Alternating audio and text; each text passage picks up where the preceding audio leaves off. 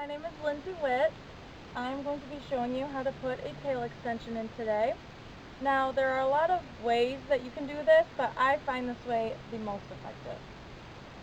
The first thing that you want to do is make sure that your horse is staying still and that he has no excuse to move.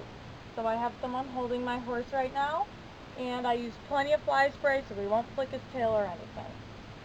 Now, the next thing you want to do is make sure that you have all the tools you need. I have my clip, my brush, a few bands on my finger here, the tail extension, and some detangler for later. Now when you set the horse's tail in, you want to make sure that it's high enough up on them so that it doesn't fall out and that they don't back up on it. First thing you do is you want to check to see where you want to put the tail in. You want it to be about right here is a good length, right past their fetlocks there.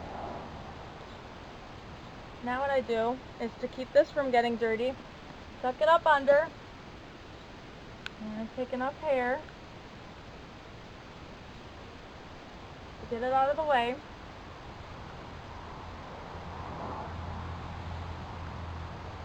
This is what the clip is for. Take your clip up all that excess hair that you don't need.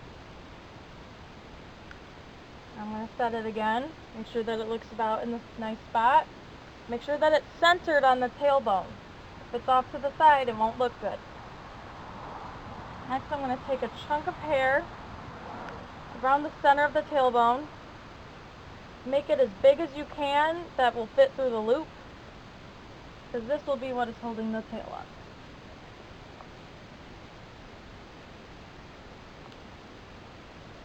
So you're going to push this hair through. And right now it is centered on the tailbone. Next, you're going to take this section of hair and you're going to split it into two halves. Like so. Make sure that the tail extension loop is staying up and on the tailbone. Now you're going to take those two halves and you're going to wrap them around the handle of the extension and the horse's tailbone, like so. Make sure that you wrap it neatly and tightly, because this is what is holding up the tail. I'm going to band this. Make sure that it's really tight. And now that the two halves are wrapped around and banded, that's what's holding the tail up. So you can let the tail down and make sure that it's in a nice place, nice length. Now what I like to do to make sure that it's very secure is I will take two strands from the fake tail and I will braid it into the section of hair from his real tail that we just looped. Band that.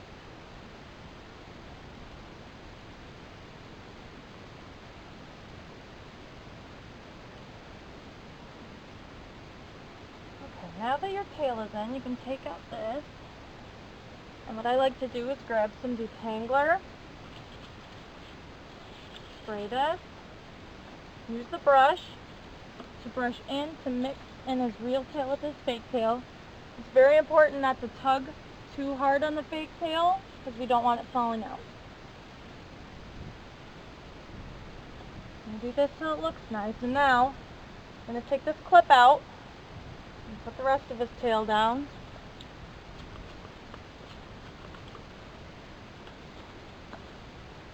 Push it in real nice. Make sure that it mixes well like this. And it's important to make sure that you can't see the handle through the tail. That's why it's very important to mix it.